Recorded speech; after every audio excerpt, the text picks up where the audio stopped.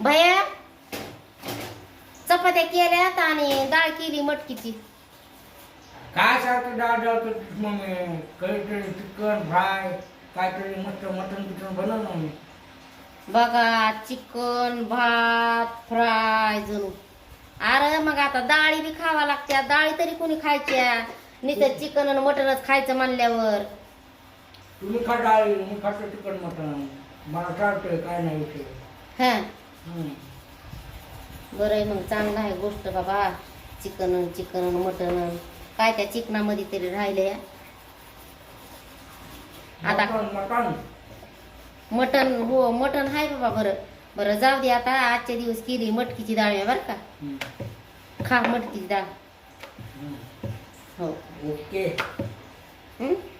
बघा फ्रेंड, पोरग तर म्हणतंय मटन आणि चिकनच द्या नुसतं. कुठलं देवासारखं मटन आणि चिकन? डाळी तर नगच म्हणतंय. सांगा कमेंट करून काय ती काहीतरी पर्याय सांगा, नाही तर उपाय सांगा. उपयोग नाही उपाया.